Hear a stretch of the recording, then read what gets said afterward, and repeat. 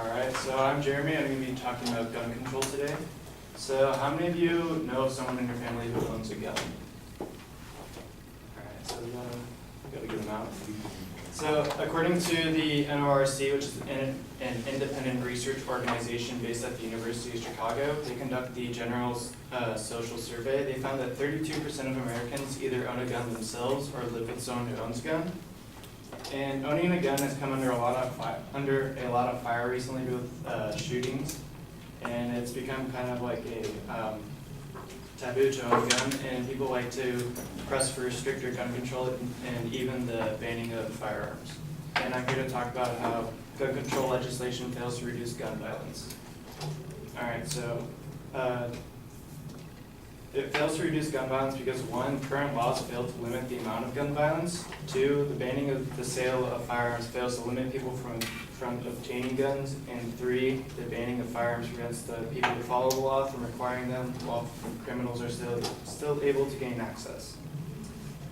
So current laws fail to limit the amount of gun violence because there have been recent advances in gun control, such as the federal ban on assault weapons, which is pretty much any weapon that is military style, such as automatic weapons, and also the ban of magazines that carry more than 10 rounds.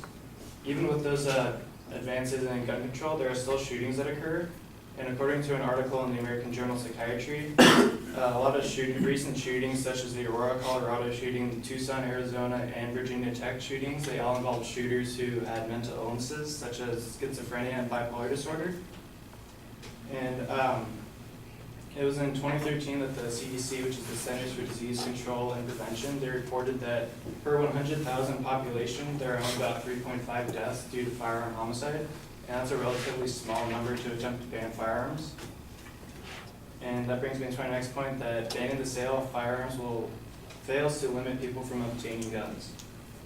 And after shootings, gun sales tend to spike, and it's according to the number of background checks completed by the FBI. In the month of December 2012, the gun sales jumped 40%. That was the month of the Sandy Hook massacre. So after shootings, people tend to jump for guns, but if you ban the sale of firearms, people are still able to build their own firearms because they can get individual parts or even make them themselves and put them together using online schematics. And I know people who have done that, so it's possible. And so my third point is that the banning of firearms prevents people who follow the law from acquiring them while criminals still gain access. Okay, if we take a look back in history to the 1920s when the government banned alcohol during the Prohibition, it caused the rise of organized crime such as the mob. And so if we put a ban on firearms, it would cause a larger black market to emerge from the sale of firearms, and that would just put more of a strain on the government because they have to control that.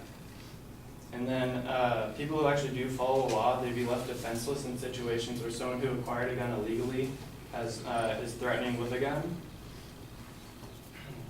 So with those points, I like to say that gun control is not the answer, and that there are other alternatives to enforcing it. And if you own a gun and it's properly secured in a gun safe as it should be, you will prevent the unintentional access of people getting to your gun and using it in a harmful way. And then the current background checks for gun sales are searching for criminal history, and if they're expanded to checking your mental health and even the mental health and criminal history of your immediate family and other people who could gain access to your firearm, your own, it would help to reduce the amount of gun violence in the United States. And I hope that I was able to persuade you into thinking that gun control also is not the answer.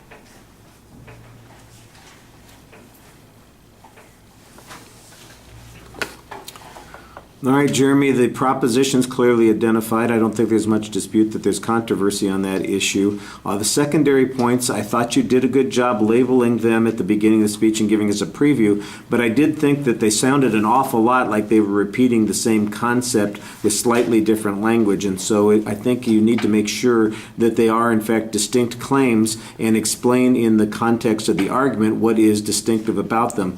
I got a little bit better on that in the body of the speech, but definitely at the beginning it just sounded like you were saying the same thing three different ways.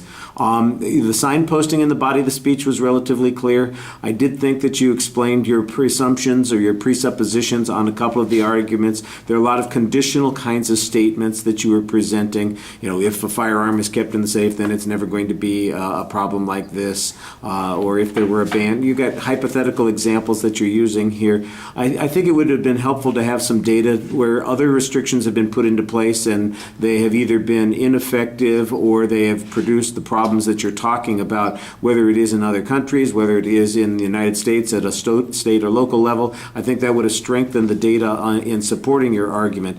I thought that you had some interesting information about the number of shootings, or I should say the examples of the shootings, the mass shootings that were basically associated with mental illness, but I didn't hear any correlation between gun laws and reduced numbers of violent acts or the failure to reduce the number of violent acts, and so that's a very generic argument. The issue about the assault ban, my understanding was that the ban on assault weapons lasted a limited amount of time and it expired many years ago, so I'm not sure that your information is up to date on that particular point. I could be wrong on that. Well, I guess we'll find out when the refutation speaker digs into this issue.